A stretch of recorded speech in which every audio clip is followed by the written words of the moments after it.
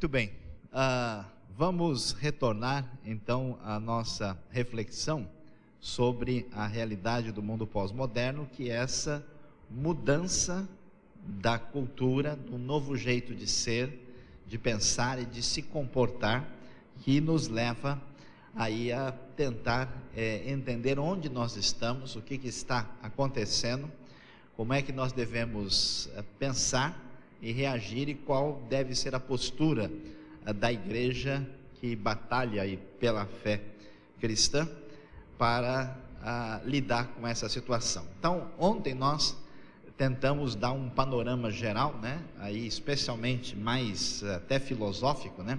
O que aconteceu com a mudança de pensamento da modernidade para a pós-modernidade, entendendo aí o novo cenário que toma conta do mundo. Descobrimos que nós temos gente aí que é um sobrevivente da pré-modernidade, né? Temos gente da modernidade, especialmente muitas igrejas históricas, e a maioria da população hoje já é pós-moderna. Então vamos agora para uma área um pouco diferente, que é a área da teologia, para ver o que está acontecendo no ambiente religioso e teológico que tem ligação com essa realidade pós-moderna e que nós precisamos entender. Então agora vamos voltar a nossa atenção para isso. Você deve se lembrar, né? A tradição reformada é baseada na perspectiva a partir de Lutero, né? Somente a Bíblia, somente a fé, somente a graça, sola Scriptura, sola gratia, sola fides, conforme a gente conhece. A tradição reformada teve o seu florescimento no século XVI, final do século XV, começo do século XVI, na Europa, especialmente na parte central e norte da Europa, e se tornou assim a tradição protestante por excelência. Não demorou muito tempo, ela teve uma reação que foi chamada tradição arminiana. Os reformados valorizavam muito a soberania de Deus e os arminianos tentaram valorizar a responsabilidade humana. Essa famosa história, né, do crente perde ou não perde a salvação, é uma discussão entre calvinistas e arminianos, a discussão que vem a partir do século XVI e XVII. Pois é, depois disso a gente vai aqui ter então uma espécie de divisão, né, desses grupos: luteranos, calvinistas, presbiterianos, reformados, e muitos batistas estão alinhados com a tradição reformada. Metodistas, wesleyanos, batistas do livre-arbítrio, renovados, pentecostais e nazarenos estão relacionados com aí a tradição arminiana. Você pode reparar que o único grupo que está nos dois lados são os batistas, porque os batistas são assim, onde há dois batistas reunidos, há pelo menos 7 opiniões diferentes, né? A coisa então é bastante interessante, essa questão do livre, né, posicionamento, a própria autonomia da igreja local favorece essa diversidade muito grande. Aí, o que acontece? Por volta aí do final do século XVIII, começo do século XIX, nós tivemos o aparecimento de uma tradição liberal. Agora vamos pensar direitinho aqui. Lembrem que a gente falou do racionalismo, né? Os movimentos filosóficos da Europa que tiveram impacto no pensamento foram primeiro o racionalismo, originalmente francês, depois o empirismo inglês e finalmente o iluminismo, que foi principalmente o movimento alemão. Esse pessoal começou a dar muita razão, muita trela para a razão humana, acreditando que a gente poderia explicar todas as coisas a partir da razão. E aí, o que aconteceu? Surgiu a tradição liberal. O que é a tradição liberal?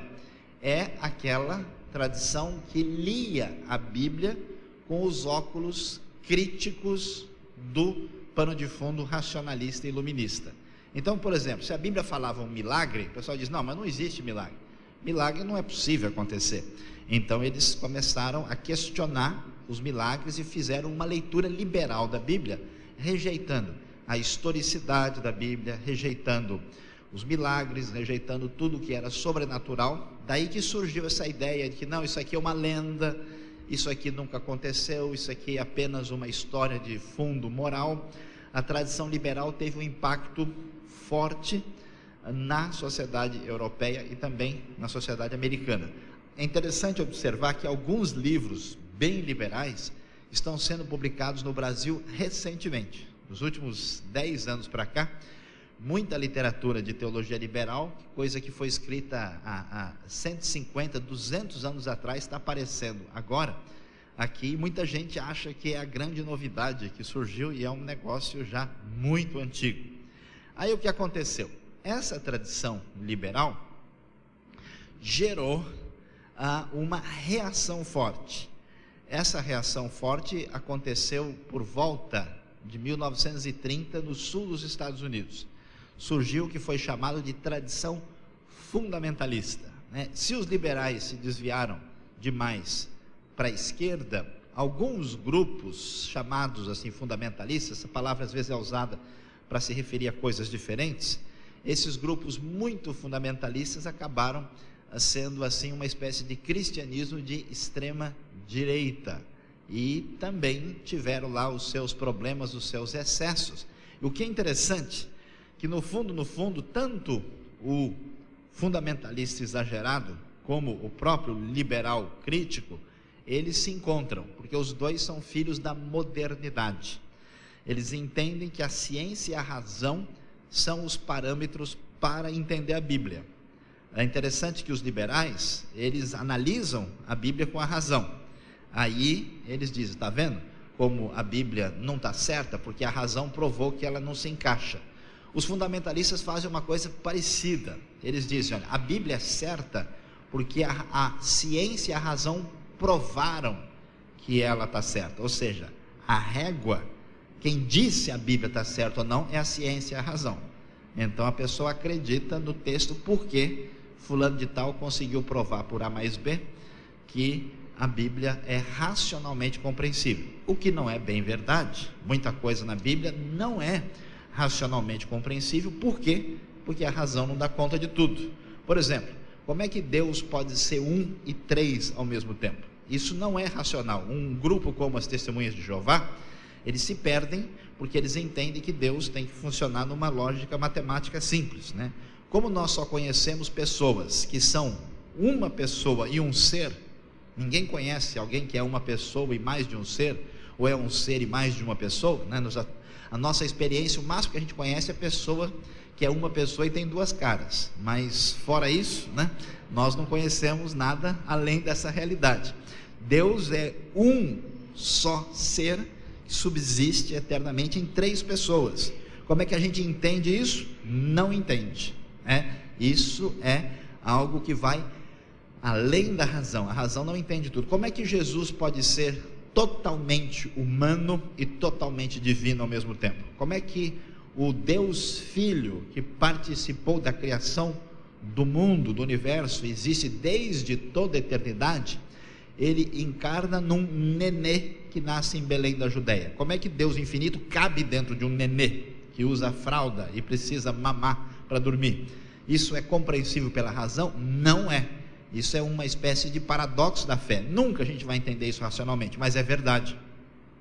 Portanto, muitas coisas nós aceitamos pela fé, porque vão além da compreensão racional. Então, toda vez que alguém fica exageradamente dependendo da ciência ou da razão para explicar a Bíblia, no fundo essa pessoa acredita mais na ciência e na razão do que na própria Escritura, o que não é um conceito, por exemplo, da igreja primitiva.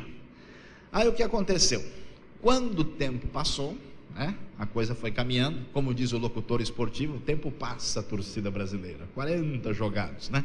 Na correria aqui do jogo da história, nós chegamos a uma nova realidade que vai surgir a partir do início do século XX, que é a tradição carismática. O que é a tradição carismática? É a tradição pentecostal. Você percebe uma coisa interessante? A gente avalia às vezes as coisas do ponto de vista, vamos dizer, puramente da confissão de fé, mas a gente vai entender que a mudança de cenário da modernidade para a pós-modernidade, vai explicar para a gente por que é que a tradição pentecostal carismática surge no século XX e só cresce e se desenvolve no século XX mais ou menos adiantado. Por quê? Porque a tradição pentecostal e carismática é um reflexo religioso da realidade pós-moderna. Antes, tudo tentava se explicar só com a razão. Quando a razão começou a mostrar cansaço, né, e começou a pedir substituição no jogo do cenário da história, o que acontece? A tradição, então, que começa a tomar lugar, é uma tradição que não dialogava com a razão, mas só com a emoção e uma experiência espiritual intensa. Por isso é que a tradição carismática se tornou uma realidade tão forte no século XX, porque a pessoa não vai à igreja para entender a Deus, ele vai para sentir alguma coisa forte. Então ele sente um fogo, eu senti um calor aqui, ó. Eu senti um arrepio aqui, que, né, eu comi o pastel que eu apresentei ontem para os irmãos, né, uma coisa assim mais forte. Essa é a realidade que a gente percebe. Então, no sentido filosófico e sociológico, né, a tradição carismática representa essa realidade do mundo pós-moderno. Como a pós-modernidade chegou, a pós-modernidade teve um efeito interessante e até certo ponto positivo. Ela diminuiu as barreiras que existiam entre os diversos grupos cristãos, porque a pós-modernidade é mais relacional do que racional, é mais empática, é mais ligada ao coração do que à mente, à razão. Então, nos tempos da tradição mais histórica, as divisões entre os grupos evangélicos eram muito fortes e eles não tinham muito contato e relacionamento. Com a tradição evangelical, essas barreiras diminuíram muito. Hoje, então, você tem a gente faz uma vitamina mista, né? Coloca tudo no liquidificador, existe um consenso evangelical que está mais ou menos expresso naquilo que é considerado aí a Conferência de Lausanne ou de Manilha, né, que é uma espécie de resumo do que significa ser evangélico aí. E aí o que acontece? E a realidade de hoje, que agora sim tomou conta, porque o pós-modernismo, a pós-modernidade veio crescendo, né? E hoje ela está no seu auge, no seu momento mais forte, e o desafio da igreja é exatamente entender esse cenário e lidar com essa situação que nós temos diante de nós em todos os aspectos possíveis. Então vamos lá. Aqui nós vamos falar um pouquinho sobre a tradição protestante no Brasil, né? E esse enfoque aqui não é propriamente um enfoque, vamos dizer, essencialmente teológico, é um enfoque amplo que envolve características sociológicas também. Aí nós vamos dizer, essa avaliação de elementos positivos e negativos, nesse caso ela é uma avaliação sociológica fenomenológica. Quais são as características gerais do protestantismo, do estilo ligado à modernidade que chegou ao Brasil pelos missionários estrangeiros, principalmente norte-americanos, ingleses e alguns alemães e outros do contexto europeu. A nossa tradição primeiro tinha o seu enfoque marcado pelo bibliocentrismo, né? Alguns anos atrás os crentes eram chamados até de bíblias, né? A ideia de pegar a Bíblia, ler a Bíblia, pregar a Bíblia, ensinar. Salvação pela fé e pela graça, exclusividade de Cristo, o que no mundo pós-moderno já não, hoje o pós-modernismo tem medo de falar de exclusividade. Todo mundo está, de alguma forma, como ninguém sabe o que é verdade, ninguém pode ser exclusivo. Influência iluminista, né, no excessivo valor que existe na razão. Aliança com o progresso, a ideia é que se a pessoa fosse crente, né, ele ia progredir cada vez mais, deixar de beber, deixar de fumar, trabalhar direito, fazer o que é certo, ele ia, né, a ideia de que ser cristão significava crescer socialmente. Perfil anticatólico, né, muitas vezes o sujeito nem é crente direito, mas uma coisa ele sabe, não, eu sou contra a igreja católica, né, tem a ver com a história da formação e da perseguição que foi feita contra o evangelho. Centralidade da pregação, né? Sempre quando alguém vai numa igreja, o que ele vai ouvir? Uma mensagem. A valorização dos leigos, que na minha opinião é a principal razão porque a igreja brasileira cresceu tanto. Os leigos passaram a ter um papel, né, muito significativo. Evangelização, ênfase no individual e repressão das paixões, ou seja, você não pode dar lugar à carne, ao sentimento que prejudica você. O que aconteceu interessante aí nesse processo? Houve um crescimento rápido. O protestantismo brasileiro foi um agente de modernização de educação e de progresso, pelo menos na sua organização inicial. Hoje a coisa está um pouco confusa. Uma adaptação tranquila à realidade brasileira, o que tudo aqui se adapta tranquilamente, até judeu e árabe é amigo no Brasil, então aqui é tranquilo nesse sentido. Nacionalização intensa nas últimas 5 décadas, né? As igrejas brasileiras sempre foram uma espécie de cópia de igrejas estrangeiras. Nos últimos 50 anos, muita coisa surgiu com criatividade totalmente nacional. Nem tudo é tão elogiável assim, mas pelo menos mostrou-se uma reação local. Mensagem do Evangelho quase que por toda parte é voltada aos que estão sem esperança, desde as igrejas históricas até as igrejas mais neopentecostais. Crítica moral, vícios, prostituição e todo tipo de coisa que prejudica sempre foi uma bandeira.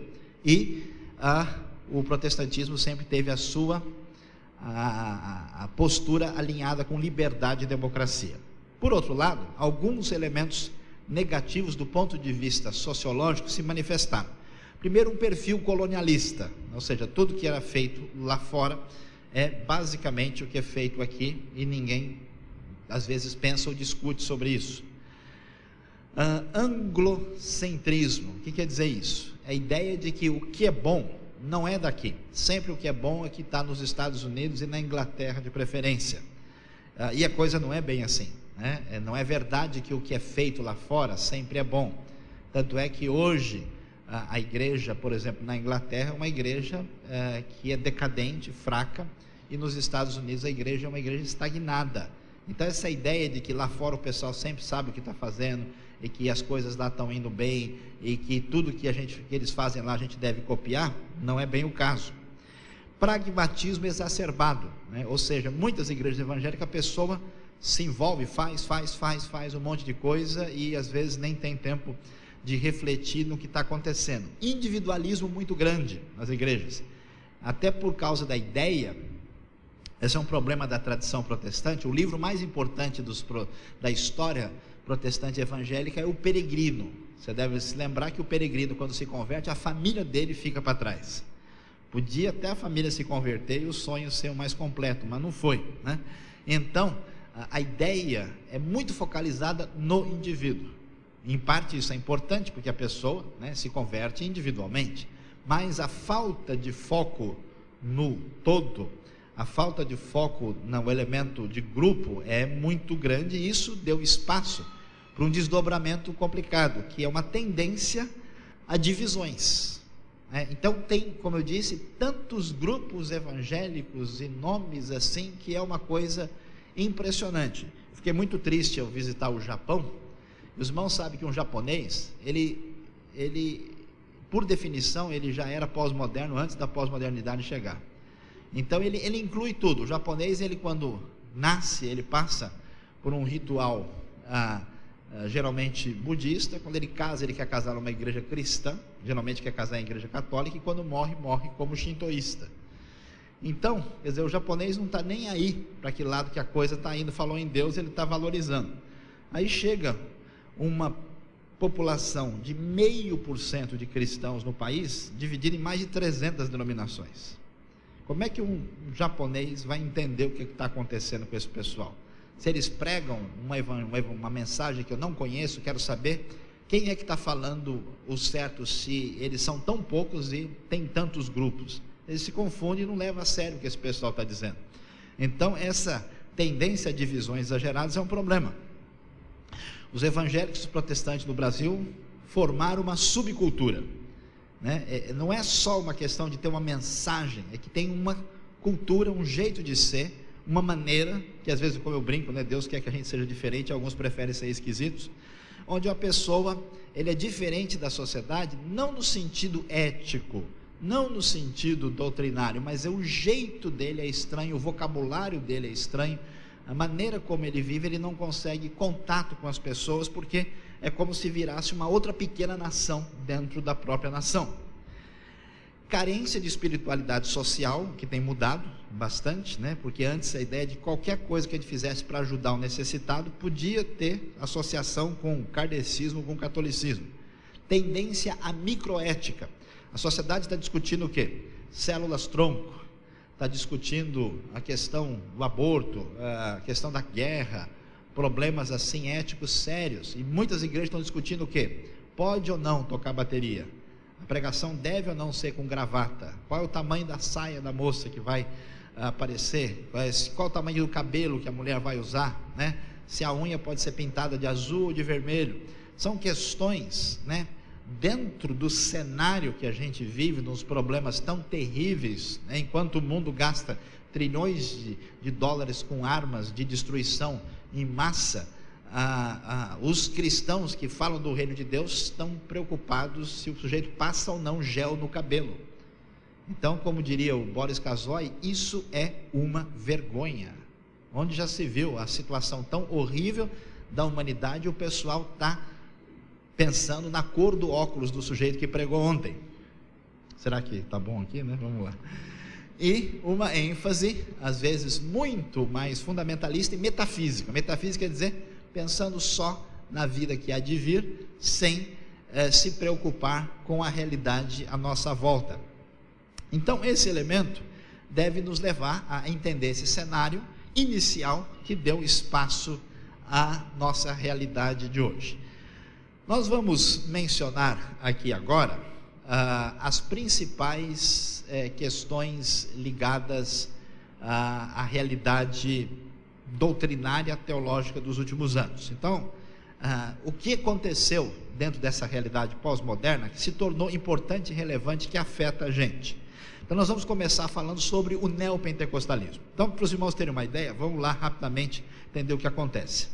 As igrejas evangélicas no Brasil, os primeiros evangélicos que pisaram aqui foi durante a invasão francesa. Os calvinistas da época da invasão francesa, tanto no Maranhão como no Rio de Janeiro, foram os primeiros, na época de Villegagnon, que pisaram o solo brasileiro. Os franceses foram expulsos, foram embora. Depois nós tivemos a presença dos calvinistas holandeses, né, no tempo da invasão da Holanda, a partir de 1580. Não sei se a gente sabe disso, mas é interessante descobrir, né, que o que acontece é que os judeus e todos aqueles que pensaram diferente, eles foram expulsos de Portugal, fugiram de Portugal por causa da Inquisição, aí no começo do século XVI, e eles fugiram em grande parte para a Holanda. Na época, mais ou menos 10% da população de Portugal e Espanha eram de origem judaica. Eles fugiram para a Holanda, porque a Holanda é o primeiro país secular da Europa, e aí lá tinha liberdade para todo mundo que tinha qualquer religião diferente. E esses judeus portugueses que falavam português foram para lá. E quando os holandeses, com Maurício de Nassau, invadem o Brasil, particularmente ali Olinda e Recife, muitos judeus vêm com eles, judeus portugueses. E eles estavam muito interessados na época no comércio de cana-de-açúcar, que era tão importante, e eles tinham muita referência sobre o Brasil. Então eles foram assim protagonistas nesse processo da invasão holandesa. Por isso, a primeira sinagoga fundada em todo o continente americano, foi fundada no Brasil, aqui em Recife. É a famosa sinagoga, né? Tzur Israel, né? Kahal Tzur Israel, fundada na época do rabino Isaac Aboab da Fonseca. Brasil, né? Então, o Brasil saiu pioneiro nesse processo e foi o primeiro grupo de judeus que viveu aqui na região de Pernambuco. Quando houve a retomada dos portugueses, os holandeses foram expulsos, todos eles saíram. Os irmãos sabem o que aconteceu? Grande parte desses judeus e holandeses foram para Nova York, na época chamada Nova Amsterdã, e eles ajudaram a fundação de Nova York, uma das cidades mais relevantes do mundo. Então, judeus nordestinos, oxente, por modo que não, né, foram lá ajudar a fundar Nova York, que é uma das cidades aí mais extraordinárias do mundo. Tem um documentário muito interessante feito pela Biblioteca de Estudos da USP, que mostra isso de maneira muito interessante. Aliás, a música tradicional nordestina foi influenciada originalmente pelo barroco holandês, que se instaurou nessa época. Muita coisa de história assim que é muito interessante. Mas voltando ao assunto, e aí o que acontece? Nós não tivemos mais presença assim, a não ser com viajantes que vinham aqui de vez em quando, ingleses, alemães, mas com a realidade da casa real portuguesa se aproximando da casa de Habsburgo, né, na Áustria, com a questão da própria Leopoldina, que era de origem austríaca, né, com Dom Pedro I, aí, no processo da história da monarquia do Brasil. Então, essa proximidade fez com que o Brasil tivesse uma ponte muito grande com o grupo de fala alemã, de cultura alemã.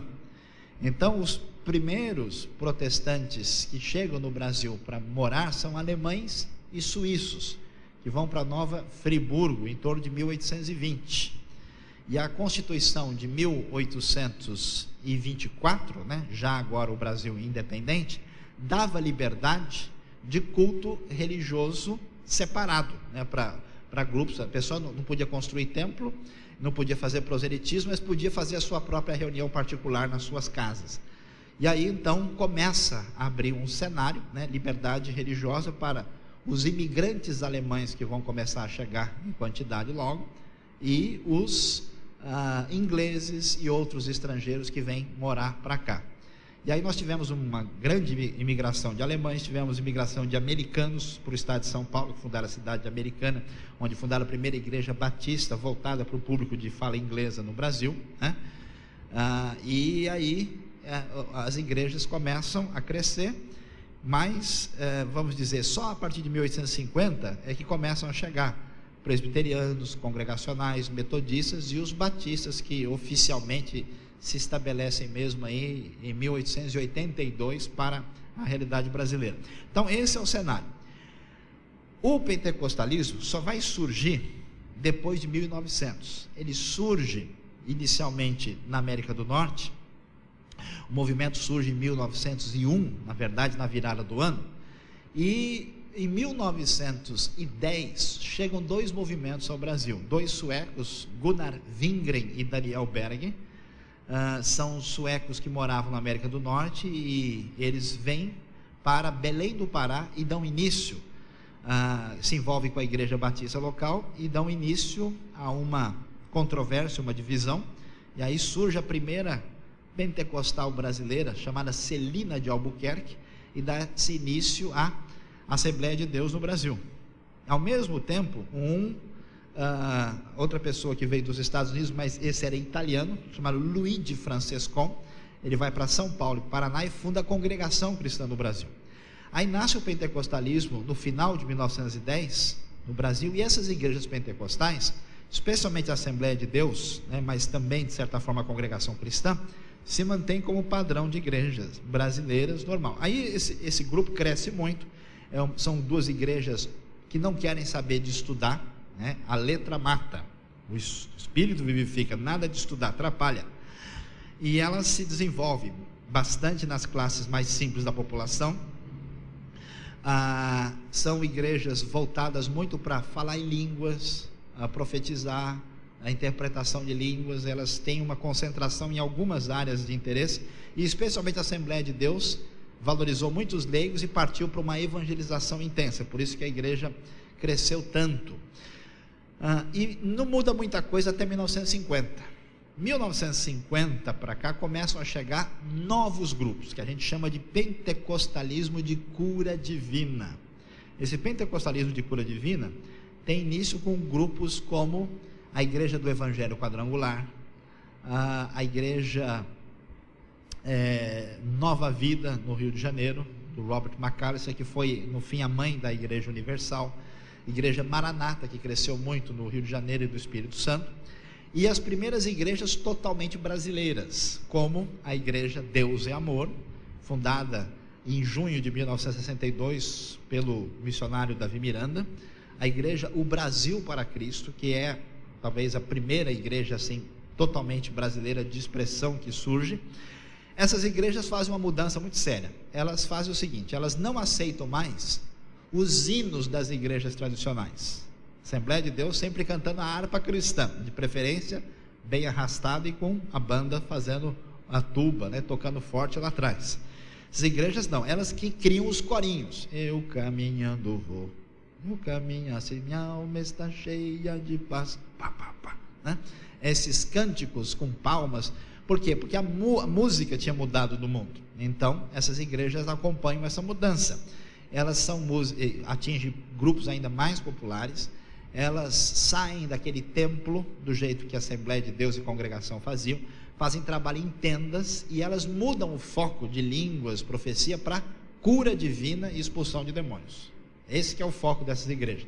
E elas crescem muito nos anos 60 e até certo ponto também nos anos 70. Com essas novas igrejas acontece um negócio interessante. Começam a surgir gente de classe média alta se convertendo nas novas igrejas, especialmente a igreja quadrangular, que foi fundada por uma mulher. Então os costumes lá já eram mais assim, menos exigentes. A igreja Nova Vida, que foi voltada para classes mais altas, e aí é que começa uma interferência nas igrejas tradicionais. Nos anos 60 e 70, várias denominações tradicionais se tornaram renovadas, né? Então igreja batista renovada, nacional, presbiteriana, metodista, todas elas passaram por movimentos e surgiram muitos grupos novos, e a partir daí há uma fragmentação do pentecostalismo e do protestantismo brasileiro, e tudo até agora está funcionando de uma forma que todo mundo se considera basicamente evangélico, todo mundo entende que o centro da realidade é pregar a salvação, que as pessoas têm que se converter. Tem seus problemas e exageros aqui, mas o foco é muito semelhante. No final da década de 70 vai surgir o neopentecostalismo, aí a coisa muda. Igrejas do tipo da Igreja Universal do Reino de Deus, a Igreja Internacional da Graça, elas vão fazer uma ruptura tão forte que hoje é uma coisa interessante. Os maiores críticos do neopentecostalismo nem são as igrejas históricas e tradicionais, são as próprias igrejas pentecostais, porque eles dizem: não é possível que esse pessoal está agindo dessa maneira. Então, no fim da década de 70 e começo dos anos 80, ocorreu uma grande mudança nessas igrejas pentecostais. Surgem novos grupos. As principais igrejas desse perfil: a Igreja Universal do Reino de Deus, Internacional da Graça, a Igreja Renascer em Cristo, mesmo que seja voltada para um público diferente, a teologia muito semelhante, Igreja Palavra da Fé e outros grupos, né? Há certas características básicas que definem a nova tendência triunfalista que é conhecida como neopentecostalismo. E alguém vai perguntar: pastor, o senhor está mudando as coisas, o senhor não ia falar sobre teologia? Que história é essa de falar sobre o neopentecostalismo? Pois preste atenção. Teólogo, quem é teólogo aqui, diga amém.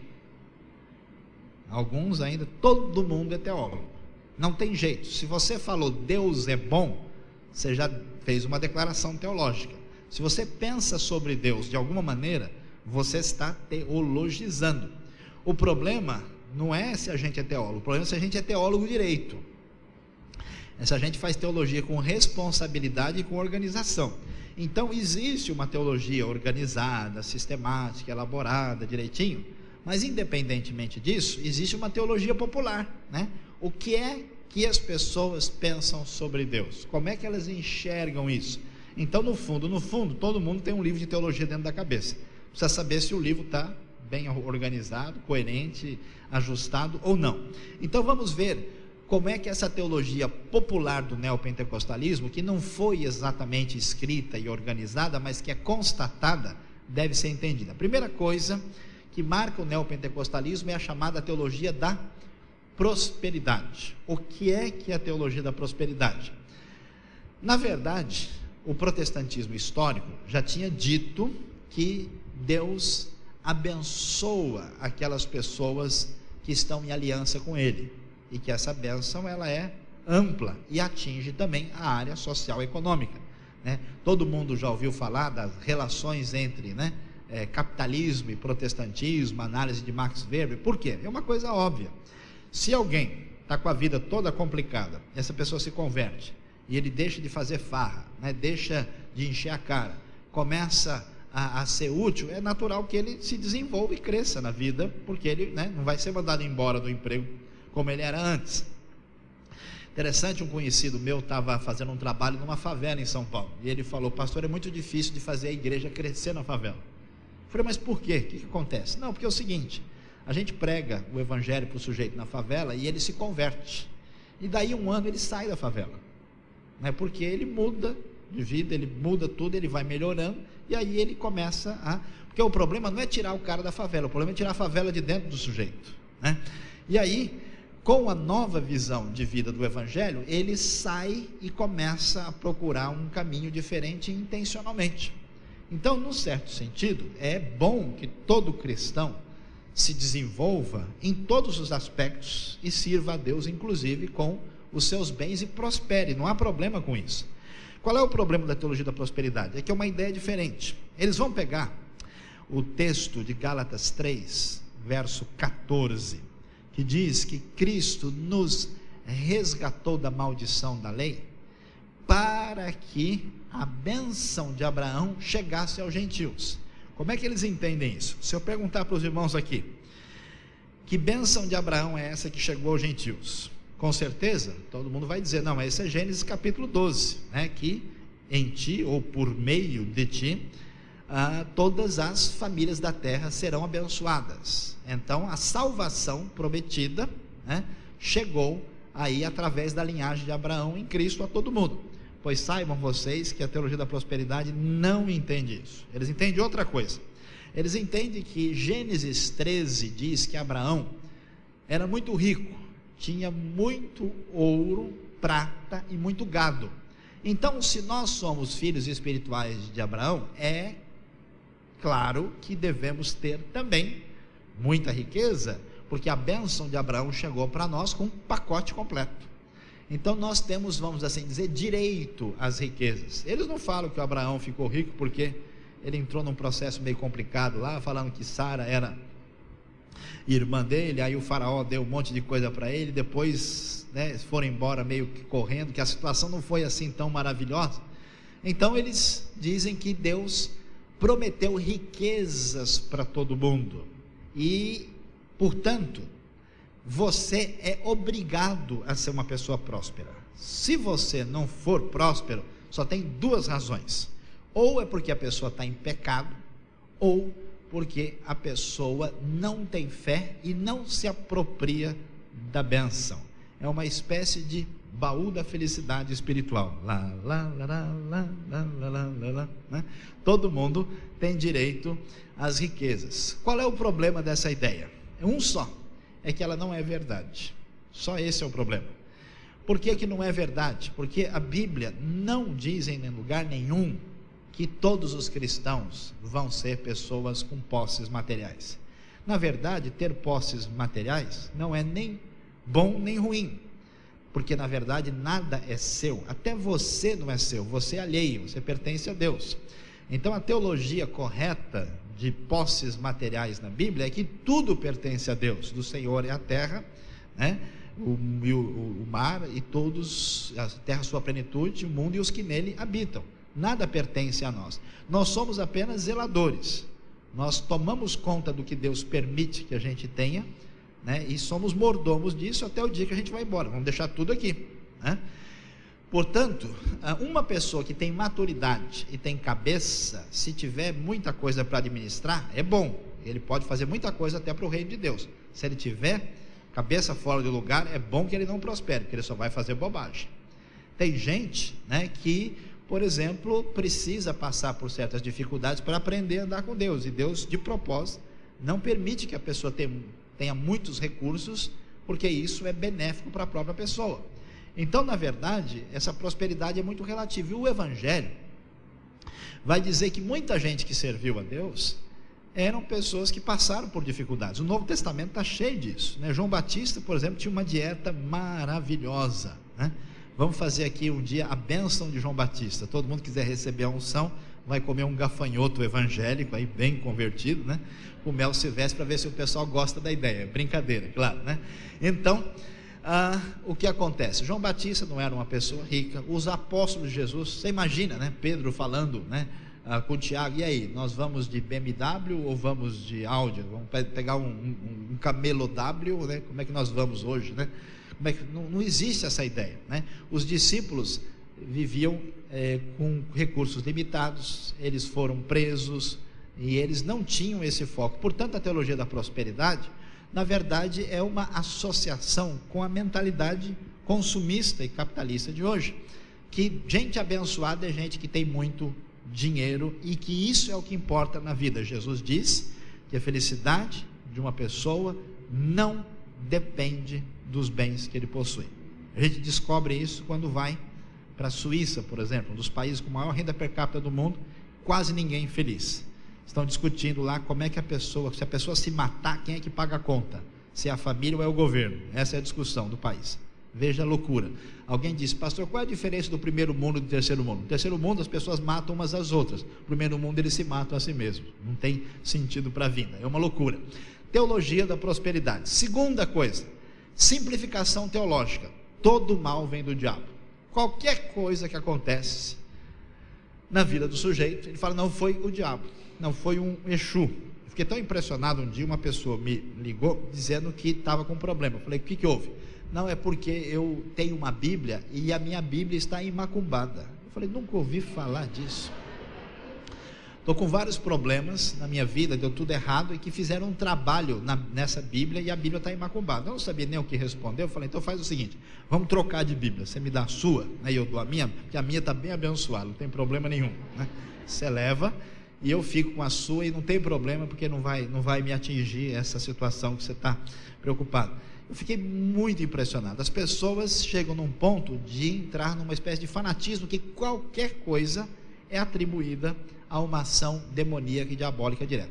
É verdade que existem demônios, é verdade que existem pessoas possessas, eu já lidei com várias delas inclusive, é verdade que existem pessoas debaixo de opressão espiritual, mas isso não pode ser confundido com problemas psicológicos, com problemas psiquiátricos, com outras questões, né? Nunca me esqueço de um rapaz que chegou para mim numa situação muito difícil, falou: pastor, me ajuda aí, porque Satanás está tentando me matar. Eu falei: é mesmo? O que aconteceu? Não, olha, eu estou sentindo um aperto aqui, um negócio, um mal-estar, eu estou quase caindo, eu estou tonto. Eu falei: então vamos aqui, vamos orar, porque pode ser realmente um problema espiritual. Eu cheguei, botei ele lá no gabinete, orei com ele: Senhor, tem misericórdia, se tem alguma coisa que não vem de ti na vida desse moço, saia da vida dele em nome de Jesus, abençoa. Nada, um homem normal está ali. Vamos orar mais uma vez. E eu perguntando tal. Aí eu cheguei para ele e fiz a grande pergunta maravilhosa: escuta, você já comeu hoje? Eram 11 horas da manhã, você já tomou café? Ele, não. Ele era de uma comunidade muito simples, sem recursos. Então vem cá. Aí eu arrumei lá um poderoso café com leite, pão com manteiga, né, o pingado. Ele comeu e eu falei: e agora? Não, agora eu estou bom, né? Então o suposto demônio saiu com café com leite e pão com manteiga. No caso dele não era. Já enfrentei casos de pessoas que de fato, né, nós fomos na casa de uma senhora uma vez, uma cidade ali próxima a São Paulo. Chegamos na casa da mulher, ela olhou para nós: o que estão fazendo aqui? Eu odeio vocês, eu tenho vontade de pegar esse livro aí e rasgar. Falei: não tenho dúvida, quem é que está promovendo isso? Aí nós fizemos uma oração simples, oração batista, assim, baixinha, né? Então a mulher, puf, no chão, caiu, estava envolvida com culto, estava aparecendo o pai dela que tinha morrido, tanta coisa, o marido, os dois se converteram, tão firmes no evangelho. Uma pessoa na época que viu se converteu, hoje é pastor. Então é uma realidade, mas a gente não pode ter esse fanatismo que qualquer coisa é o diabo. O sujeito está andando na rua, tropeçou, está amarrado. Não, está desamarrado o sapato, por isso que ele tropeçou e o negócio deu, né? Às vezes o fanatismo é tão grande que um dia um desses o sujeito virou mim: pastor, me diz aí, a televisão é do diabo ou não é? Aí eu respondi: se ele comprou e pagou, é dele, senão vai ter problemas com o Procon, vai ter que resolver essas coisas direito, né? Porque não tem sentido. O problema do neopentecostalismo é reduzir todas as coisas ao diabo. Eu vi até um caso engraçado de uma pessoa falando numa espécie de testemunho desses, dizendo assim que não sabia ler porque tinha o demônio da burrice, e que depois que tiraram o demônio da burrice, a pessoa começou a ler. Pelo jeito do testemunho não tinha saído tudo não, ainda tinha sobrado muito do tal demônio, porque a pessoa parece que estava com a cabeça bem confusa. Meus irmãos, a gente dá risada, mas é muitas vezes triste. Terceira coisa que marca o neopentecostalismo: busca de experiências extraordinárias. O que quer dizer isso? Lembra da pós-modernidade? A pós-modernidade é marcada por busca de experiência intensa. Isso acontece no ambiente ligado às drogas, à sexualidade e também no aspecto religioso. A pessoa quer um negócio mais forte. As igrejas pentecostais antigas, elas estavam satisfeitas se a pessoa falasse em línguas e máximo profetizasse. As igrejas desse novo contexto, nada disso. A pessoa quer uma experiência intensa. Então, hoje em dia, já surgiram coisas assim muito estranhas, né? Como o dom da lagartixa. A pessoa prende na parede e não consegue soltar de lá. Gente que tem o dom do raio-x, gente que até tem o famoso vômito espiritual, né? Qualquer coxinha assim, né, estragada da beira-mar tem o mesmo poder. O cara comeu, né, e ele vai lá e recebe a suposta bênção. Então a pessoa vai lá, diz que fica tão cheio de coisas espirituais que ele vai e vomita tudo, e supostamente é o poder de Deus. Pessoas caindo sem entender o que estava acontecendo. Dente de ouro, dente de prata, só não encontrei de bronze, que acho que é terceiro lugar, alguma coisa assim, não sei. Mas cada coisa assim estranha e sem significado, em que as pessoas estão buscando experiências cada vez mais extraordinárias. Eu cheguei até a ver o ponto de gente que estava sugerindo que eles estavam fazendo caravanas turísticas no céu. Eles tinham, né, uma grande reunião onde todo mundo supostamente caía arrebatado, e eles iam juntos fazer visitas celestiais, eram levados por certos anjos, coisas assim. Só que quando a gente vai observar a realidade disso, a gente descobre que alguma coisa não está funcionando direito. Uma hermenêutica bem diferente. O que é hermenêutica? É a arte de interpretar a Bíblia. Como é que as igrejas protestantes e evangélicas sempre interpretaram a Bíblia? Uma razão muito clara da gente entender. O que importa? Importa saber qual foi a intenção do autor. O que João quis dizer quando escreveu isso aqui? Qual era a intenção dele? Sobre o que ele estava falando? Qual era o seu ensino? Por que ele disse? Em que contexto? Então, o resumo da hermenêutica é descobrir a intenção do autor quando ele escreveu aquele versículo. No contexto neopentecostal não é assim. Nós vamos falar um pouquinho mais claramente. A hermenêutica não funciona assim. A Bíblia é tida como uma espécie de livro mágico, né? Onde a pessoa repete o que está escrito sem entender contexto, nada disso, e muita interpretação alegórica, né, que, explicando isso mais claramente, é um verdadeiro viajar na maionese. A pessoa lê o texto e fala uma coisa que não tem nada a ver. Confissão positiva. O que é a confissão positiva? É a ideia de que você falando as coisas acontecem. Uma espécie de neurolinguística espiritual. Então a ideia é o seguinte: olha, Deus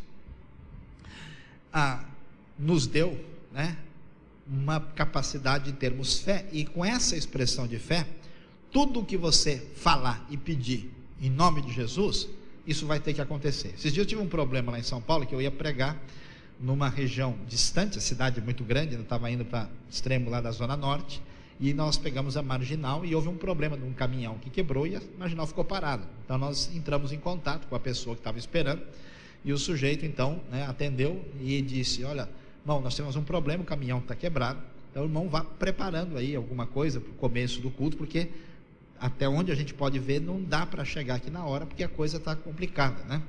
Aí ele me respondeu: pastor, em nome de Jesus o senhor vai chegar aqui, né, no horário. Eu falei: não, em nome de Jesus o irmão vai e arruma o negócio direito, porque não tem condições de resolvermos a situação. O que se faz com o nome de Jesus? O nome de Jesus é uma espécie de amuleto, é uma espécie de peça que a pessoa usa para qualquer coisa que não tem solução, explicação, ele põe o nome de Jesus no meio. Não, em nome de Jesus esse negócio vai dar certo, né? Mas não é isso. Quando a Bíblia diz que nós devemos pedir as coisas em nome de Jesus, isso não quer dizer só repetir o nome, significa fazer o pedido que Jesus faria, significa como que ter uma procuração, né, para fazer a vontade do próprio Jesus, e não que eu não gosto mais do meu vizinho, e quero que ele vá para a glória mais cedo, e eu não, em nome de Jesus, né, como já está acontecendo, tem até gente que amaldiçoa os outros em nome de Jesus. Então a coisa é totalmente fora de foco.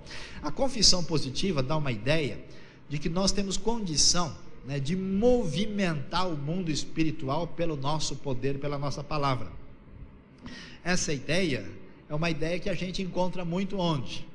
No pensamento mágico das religiões pagãs. A pessoa fala abracadabra, abre-te sésamo, bum, as coisas acontecem, né? O mundo animista entende que nós temos várias forças mágicas no mundo, basta descobrir a maneira secreta de fazer isso funcionar, a gente fala e acontece. Mas na Bíblia não é assim, a oração é algo pessoal. Deus pode responder e responde muitas vezes de maneira especial, milagrosa, mas às vezes Deus não responde, e graças a Deus, se Ele respondesse todas as orações positivamente, imagina quantos vizinhos seus já tinham ido embora para o céu já, ou às vezes nem para o céu, né? O que já teria acontecido com tanta gente que a gente não gosta, né? Vocês pedem e não recebem porque pedem mal, para gastarem nos seus próprios prazeres, vai dizer o livro de Tiago. Então Deus de fato, é como uma criança, tudo que ela pede a gente, o pai e a mãe dá. Um pai e mãe responsáveis não podem fazer isso, e essas crianças grandes, chamadas crentes, o Pai Celestial muitas vezes não diz, fica quieto aí, aguenta mais um pouco, porque você precisa aprender umas coisas importantes. Visão triunfalista, obsessão pela vitória. Então tudo é vitória, tudo a gente já ganhou, né? Tudo é, a pessoa não tem espaço para qualquer aspecto de tristeza, de qualquer, não pode, você falar qualquer coisa assim, tá, né? Não, repreende, em nome de Jesus não pode, você é vencedor, tal. Essa loucura chega ao ponto de acontecer com pessoas que às vezes o próprio parente dele morre, e ele está, aleluia, amém, né? Quem vê de fora fala, o cara não gostava do pai e da mãe, porque morreu, ele está comemorando ali. Os irmãos, imaginem Jesus chegando no sepultamento de Lázaro, glória, maravilha, aleluia. Quem faz isso é doido, não faz o mínimo sentido, né? O único pessoal que dá risada na hora da tristeza e que chora na hora da alegria, que eu me lembro, é aquele desenho antigo da quadrilha de morte, vocês lembram? Nós vamos todos morrer, né? O pastor tem que ter cultura profunda e conhecer, né, as coisas do hebraico aqui, né? Brincadeira, é impressionante, não faz sentido. Então a ideia de que você só tem que glorificar, só tem que dizer isso, não, a Bíblia tem vários salmos de lamento. Porque te abates, ó minha alma? Porque te perturbas dentro de mim? Espere em Deus, pois ainda o louvarei.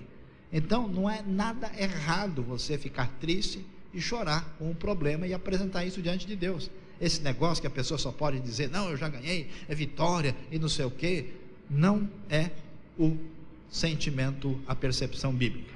Batalha espiritual. Existe uma batalha espiritual? Claro que sim. Por quê? Porque existem forças das trevas, demônios organizados que lutam contra a igreja e o reino de Deus, inimigos de Deus. No entanto, a orientação da Bíblia sobre batalha espiritual está lá onde? Efésios capítulo 6. Vocês devem estar devidamente vestidos com a armadura de Deus para poder resistir no dia mau. A Bíblia não nos autoriza a sair por aí tirando os demônios de um lugar para o outro e mexendo nessa realidade. Isso é uma realidade que acontecerá na própria vinda de Cristo. Nós não temos esse poder, nem esse ministério foi nos dado. Veja só que o apóstolo Paulo vai pregar numa cidade pagã como é Éfeso. As pessoas se convertem em Éfeso até de jogar fora os seus livros de magia e queimar. 50 mil denários de livros de magia são queimados. No entanto, nenhum lugar Paulo fica lá tentando tirar o principado, o potestade que domina a cidade. A ideia da batalha espiritual é essa, que os demônios estão organizados, inclusive geograficamente, e que geralmente eles têm uma espécie de quartel-general, né, que fica ou na prefeitura ou na Praça da Matriz, né, ali. E aí esse pessoal faz certos rituais que tiram supostamente os demônios do lugar, e ao fazer isso, essas pessoas então liberam o ambiente espiritual para conquistar a cidade ou o lugar ou o bairro para Cristo. Então, por exemplo, ficou famoso o fato que eles faziam o seguinte: o sujeito chegava numa cidade, né, e aí ele dava volta na cidade várias vezes, como Josué conquistou Jericó. Eles então faziam isso para tirar os demônios do lugar. Qual é o problema dessa estratégia? O problema principal, na minha opinião, é falta de criatividade. Porque se é verdade que você dando volta no lugar, você tira os demônios de lá e manda, não sei para onde que exporta, como é que eles fazem, eu faria uma coisa mais inteligente. Eu entraria em contato com a NASA, arrumaria uns bons astronautas evangélicos aí bem ungidos, botava eles em volta da Terra umas várias vezes assim, dava a volta e limpava geral, estava tudo resolvido, se fosse essa a questão. Eu fiquei tão impressionado esses dias. Eu estive numa cidade que o pastor, amigo, falou: pastor, ainda bem que o senhor vai embora hoje. Por quê? Porque o pessoal está preparando uma poderosa unção para despejar sobre a cidade. O senhor nem acredita. Eu falei: mas o que há? Não, eles têm 12 homens e 12 mulheres especialmente ungidos. Os irmãos me perdoem, eu vou dizer, porque é verdade. Essas pessoas ungidas, elas urinaram numa vasilha, e eles vão subir num helicóptero e despejar a urina dessas pessoas na cidade, porque essas pessoas receberam a unção do leão. O leão é um animal que ele demarca o território urinando, e portanto essas pessoas vão demarcar, né, o território através desse ritual muito estranho. Fiquei muito triste ao ouvir uma coisa dessa. Como é que pode o pessoal chegar num ponto tão absurdo como esse? Então eles iam despejar a urina e afastar os demônios. Eu acho que os demônios, as pessoas, todo mundo que tivesse, vazar fora. Isso é uma unção muito poderosa mesmo. Então eles disseram que mediante esse ritual eles iam limpar a cidade das forças espirituais do mal, acho que do bem também, né? Todo mundo ia sair fora. E aí nós chegamos numa situação terrível. Meus queridos, a Bíblia não nos orienta a fazer isso. Isso não faz sentido. E essas coisas estão presentes. Por isso a gente precisa orar e trabalhar para que se divulgue a palavra de Deus. Preste bem atenção, muita gente nem faz isso por maldade, é por absoluta ignorância, por nenhum conhecimento da Bíblia. As pessoas às vezes se convertem num lugar sem conhecer nada e entra, é mal orientado e acaba se atrapalhando. Nós precisamos ter uma atitude muito voltada para o conhecimento da palavra de Deus. Próxima coisa, o clientelismo como relação igreja e fiel. Como é que funciona uma igreja baseada na Bíblia? Uma igreja baseada na Bíblia é uma comunidade. Então nós temos um grupo de pessoas que tem comunhão, que convive, né? Eles estão juntos o tempo todo. Você vai numa igreja batista, presbiteriana, até numa Assembleia de Deus, você volta lá, você encontra as mesmas pessoas, depois de 2 anos, 3 anos. Você vai numa igreja neopentecostal, não é assim. A igreja neopentecostal, por definição, ela se instala numa avenida grande, e ela é uma espécie de pronto-socorro espiritual. As pessoas são convidadas a resolver os seus problemas, elas contribuem financeiramente, e aquilo ali é uma rotatividade enorme. Entra gente, sai gente, entra gente.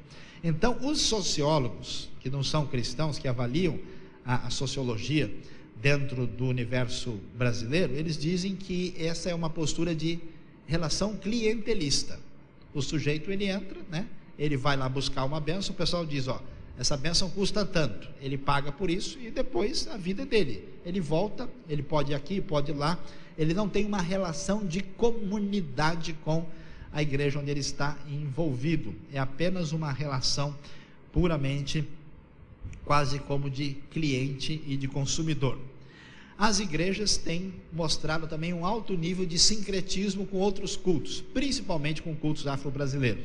Então, uma vez eu estava vendo na televisão, estava sendo anunciado a noite da mesa branca, onde as pessoas iam passar lá certos rituais, que às vezes até há um esforço de contextualização, mas que vai tão longe que acaba perdendo qualquer identidade. E uma coisa impressionante, que acho que é uma lição para nós e para a gente ficar muito esperto com isso, o uso intenso da mídia, né?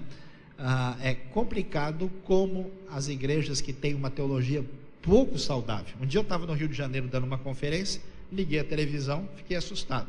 Um sujeito estava lá atendendo o telefonema de uma pessoa que estava querendo conhecimento espiritual. Aí a pessoa disse assim: não, olha, irmão, eu acho que nós precisamos pregar o evangelho para os demônios. Aí o sujeito falou: é mesmo? A senhora acha? Mas por quê? Não, porque eu posso todas as coisas naquele que me fortalece. Não, porque se nós, tudo que pedires em meu nome eu farei. Começou a repetir aqueles versículos do jeito que é mencionado, e falou: não, os demônios, eles estão sem, esses espíritos maus, eles estão sem doutrina, sem iluminação. Se a gente pregar direitinho, eles se convertem. E eu pensei que o rapaz fosse dar alguma resposta, aí ele disse: olha, eu não sei não, hein? Eu acho que eles não vão aceitar não. Vão, em nome de Jesus, não vão aceitar. Aí ele falou: não, mas é que eles são muito maus, tal. Não, mas se nós tivermos fé como um grão de mostarda, tal. E a pessoa começou aí ele terminou e falou assim: olha, eu não sei, eu respeito a sua opinião, né? Se a senhora pensa assim, quer dizer, o homem não tinha nem ideia de que um demônio é um ser eternamente perdido, tinha mínimo conhecimento. Mas tudo isso está todo o tempo dentro da mídia, aparecendo 24 horas por dia em toda parte. A pergunta é: cadê o pessoal que diz que tem alguma coisa a ensinar? Cadê o pessoal que diz que há uma fragilidade, a gente precisa prestar atenção, porque hoje a cabeça das pessoas do mundo pós-moderno é tremendamente influenciada pela mídia mais do que qualquer coisa. Dá uma olhada na hermenêutica neopentecostal, o uso mágico da Bíblia, né? O pessoal abre lá no Salmo 91 e deixa aberto na casa, porque parece que vai evitar mal olhado. É até falta de criatividade. Satanás usou o Salmo 91 para tentar Jesus. Se fosse por isso, né? Então abre pelo menos no 95, outro, porque esse aí já viu que não vai resolver, né? A ideia de que a Bíblia é uma espécie de ferradura, né? Tem gente que sai com a Bíblia na bolsa porque vai dar sorte durante o dia. O uso literalista de muitos textos. Os irmãos sabem que muitas coisas que estão sendo usadas na Bíblia tem que ser entendida, não pode ser dita literalmente. Por quê? Porque o texto tem outros propósitos, tem que entender o contexto. E eles pegam certos textos do tipo: eu posso todas as coisas naquele que me fortalece. Mas o que Paulo está dizendo? Paulo está preso. Ele está preso em Roma, escrevendo aos Filipenses. Quando ele diz posso todas as coisas naquele que me fortalece, ele está dizendo: eu posso passar necessidades, eu posso enfrentar qualquer dificuldade, que eu continuo firme em Cristo. Não é que eu posso comprar um BMW sem dinheiro.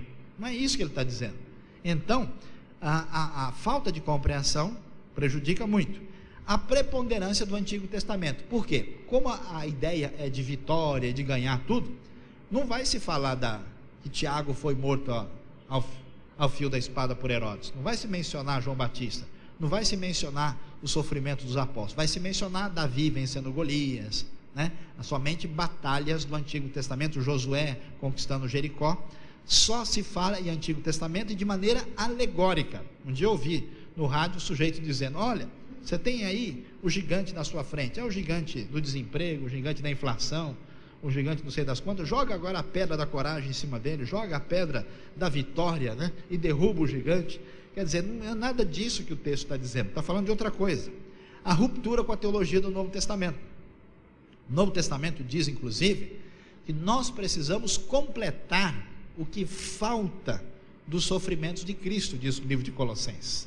Que Cristo não sofreu tudo que estava preparado por Deus para a sua obra, a igreja completa esse sofrimento. Nós acabamos de cantar, né, aqui sobre sofrer por Cristo, quando cantamos o hino agora, mesmo num pendão real, né, vos entregou o Rei. Portanto, essa ideia que o Novo Testamento nos dá, né, que os discípulos saíram felizes por terem sido considerados dignos de sofrer por causa do Evangelho, não é mencionada de jeito nenhum pela nova perspectiva. E a mistificação de Israel, o que quer dizer isso? Em vez de usar símbolos místicos católicos, o jeito que o neopentecostalismo encontrou para ter relacionamento com o misticismo das massas populares foi símbolos judaicos. Em vez de cruz, tem um candelabro, ou então a estrela de Davi. Não tem água benta, mas tem o óleo ungido. É até engraçado, né? Óleo ungido. O óleo é usado para ungir, mas o óleo é ungido como, né? A pessoa então não vai para o Vaticano, ele vai para Jerusalém, vai para Israel. A maneira como se entende Israel, né? Tem gente hoje querendo praticar festas de Israel antigas que não tem nada a ver com a igreja. Tem gente querendo até praticar circuncisão. Esses dias eu soube de uma pessoa que estava falando num programa aí e falou: eu fui mandar expulsar o demônio. Aí o demônio disse que não saía. Aí eu expulsei em hebraico, Bashem Yeshua HaMashiach. Aí o demônio falou: em hebraico eu não aguento, e saiu, né? Então é um demônio estudioso, talvez tenha feito vários cursos, né? Porque ele, né? Quer dizer, é uma mistificação muito grande que está fora de propósito e que não tem o mínimo sentido. Meus irmãos, precisamos estudar a Bíblia, precisamos ensinar a Bíblia e propagar a palavra de Deus. Amém? Amém. Pois é. Além do neopentecostalismo, um outro problema recente na teologia, agora não das classes populares, mas de outros grupos, tem impactado a realidade teológica em vários lugares do mundo. Esse movimento é chamado de teísmo aberto, ou então teologia relacional.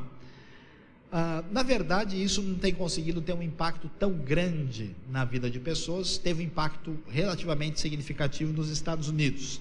Alguns americanos, como Clark Pinnock e John Sanders, são os seus principais representantes. Um movimento que surgiu com a intenção de resolver o problema do mal. Nós vamos já explicar isso com clareza. A ideia básica é o seguinte: como é que pode, se Deus é tão bom e Deus é tão poderoso, acontecer, por exemplo, um terremoto no Peru? Deus devia ter feito alguma coisa para que isso não acontecesse, porque tantas pessoas que não tem nada a ver morreram lá de uma vez. E então só tem uma explicação para isso: ou Deus não pôde fazer nada, ou Deus não quis fazer nada. Na intenção de tentar resolver a situação de Deus, o teísmo aberto diz assim: não é que Deus não quis fazer nada, é que Deus, na verdade, não pôde fazer nada. E aí vem a explicação por que ele não pôde. Eles dizem o seguinte: Deus, quando resolveu agir na história, ele se tornou um parceiro conosco na construção dessa história. Ele esvaziou-se de si mesmo, assim como Jesus se esvaziou para viver entre nós. E Deus abriu mão dos seus atributos absolutos, e ele começou a funcionar mais ou menos assim, em modo de segurança, né? Um F3 lá, ligou o Windows dele funcionando mais ou menos. E aí, com essa situação, Deus agiu soberanamente, abrindo mão de conhecer o futuro. Então, quando acontece um terremoto no Peru, por que Deus não fez nada? Porque ele também não sabia. Talvez ele não abriu o e-mail, a caixa estava cheia, ou teve algum tipo de informação que não chegou direito lá.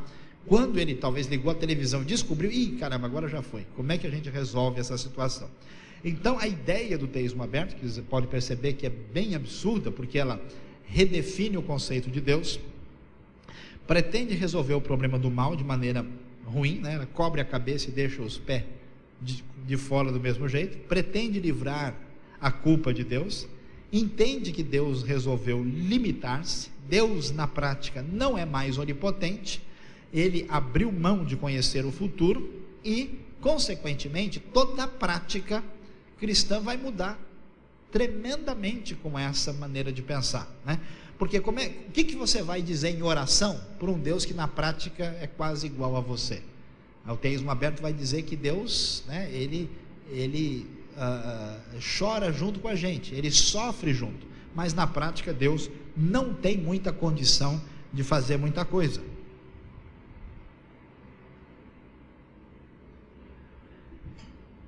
Então vamos observar um pouquinho mais claramente a situação envolvida nesse processo. Deus é onipotente e Deus é amor, mas o mal existe. Então, como é possível que isso aconteça? Esse é um grande desafio para o pensamento cristão, né? E é uma coisa que não é novidade, né? Nós devemos aqui entender que Deus, na verdade, a teologia cristã vai dizer que Deus permite o mal para um bem maior. Existe uma separação entre o mal físico e o mal moral. Por exemplo, Deus causa mal físico. O Senhor tem o seu caminho na tormenta, e as nuvens são os pós dos seus pés. Deus enviou o dilúvio, Deus enviou juízo sobre Sodoma e Gomorra, Deus enviou muitas vezes tribulações e problemas para o próprio povo de Israel. Então a ideia de que Deus permite e causa sofrimento físico e dor, isso é claro na Bíblia, mas Deus nunca comete mal moral. Deus não é autor do pecado, Deus nunca cometeu nada contra o seu próprio desígnio. Então, nesse sentido, a justificação de Deus em face do mal é chamada de teodiceia, né? Ou seja, entendemos que o mal veio a existir pelo uso indevido da liberdade humana, e que Deus permitiu isso em função de ter criado seres livres, e Deus tem isso sob o seu controle, e Ele permite o mal com a intenção de que esse mal venha a ser mudado a ponto de produzir um bem maior, e que esse mal vai ser vencido, extinto na própria redenção eterna trazida pelo Deus. Então o que a gente entende nisso? O mal não tem existência ontológica, é igual a ferrugem no ferro. A ferrugem só existe enquanto o ferro existe, né? Quando o ferro acaba, a ferrugem não tem como corroer. É igual a gripe só existe quando tem organismo. Se não tem organismo para atingir, né? Então o mal não é uma coisa que existe sozinho. O mal é corrupção do bem, ou é privação do bem, privatio bonum, como dizia Agostinho. Deus não faz o mal no sentido ético. Deus pode causar o mal físico, que é o sofrimento. Deus permite o mal para um bem maior no final. O mal é visto como um parasita do bem, uma privação do mesmo. E como o mal, essa coisa muito importante, como o mal não faz parte da constituição essencial da realidade, ele não tem existência ontológica, ele é visto como um invasor, um acidente. Portanto, ele deve ser rejeitado, combatido, e no final vai ser vencido. Quando nós não temos uma cosmovisão cristã, o que a gente pensa? A vida é assim mesmo, não tem jeito, não tem o que fazer, né? Porque isso é assim desde a própria criação. A Bíblia diz, não era assim, não era para ser assim. Nós precisamos rejeitar o mal, vamos lutar contra ele e vamos vencer. Sem cristianismo não há esperança. O mal então é rejeitado e no fim ele vai ser destruído. O teísmo aberto pretende resolver o problema do mal. Deus não pode ser responsabilizado pelo sofrimento injusto que há no mundo, é o argumento deles. Isso só é possível se ele não tiver relação com os desastres e desgraças que afligem o universo. Deus age apenas como consolador e parceiro do homem diante do sofrimento, que é a maneira deles entenderem. Como é que a gente entende isso? Atenção, aqui é um texto, porque como a coisa é um pouquinho mais complicada, eu vou fechar nesse texto aqui. O teísmo aberto representa forte reação exagerada contra o calvinismo, a ideia de que Deus é soberano e tem tudo sob controle. A ideia básica dos novos teólogos é que Deus decidiu abrir mão da sua soberania, da sua onisciência, e resolveu não saber e controlar o futuro. Em resumo, Deus abriu mão de ser Deus. Na verdade, eles rejeitam a teologia histórica evangélica e ignoram centenas de textos bíblicos que afirmam atributos essenciais de Deus, como por exemplo o Salmo 139, que Deus, né, sabe até aquilo que aconteceu no ventre da mãe. Por incrível que pareça, o intuito original das duas tendências teológicas era positivo, tanto o teísmo aberto como também o pai dele, que é a teologia do processo. A ideia original era resolver o problema do mal. Como Deus pode ser considerado bom diante de tanta maldade do mundo? O interesse desse teólogo era livrar Deus de ser responsabilizado pelo sofrimento que há no mundo. No entanto, o resultado foi catastrófico e trouxe mais problemas do que soluções. A solução simples foi: Deus precisa deixar de ser Deus, tornando-se menos onipotente e onisciente, para que não seja responsabilizado pelo sofrimento do mundo. Essa teologia prática e simples e superficial é, na verdade, uma teologia radical, polarizada, que ignora a dialética hebraica bíblica e que desconhece a realidade do mistério. Nós ainda vamos manter a visão clara que o problema do mal permanece em grande parte misterioso, como é o caso do livro de Jó. Jó nem fica sabendo o que foi que aconteceu com ele, em nenhum momento a Bíblia diz que Deus mandou nenhum e-mail para Jó para ele saber o que aconteceu. No entanto, nós sabemos que Deus está no controle, que o mal tem um propósito divino e parte da realidade nós não vamos ficar sabendo plenamente, porque nós não somos Deus, somos apenas criaturas e devemos entender que Ele permanece soberano e dono da situação. O contexto é importante, mas a doutrina essencial não muda. A teologia deve avaliar o contexto, deve entender as realidades, mas não pode tirar a base. Quando analisando o contexto à volta, quer seja, né, o problema do neopentecostalismo, o problema mais sério do teísmo aberto é o quê? É fazer uma teologia dependendo do contexto e deixando de lado a Bíblia. É como você pegar uma lata, aquela pilha de latas de leite em pó assim, no supermercado, né, você tirar a lá de baixo, a última. Você tira aquela lá, vai ser uma confusão, quase que cai o supermercado, né? Então, se você tirar alguma coisa da doutrina essencial, nós certamente seremos extremamente prejudicados nesse processo.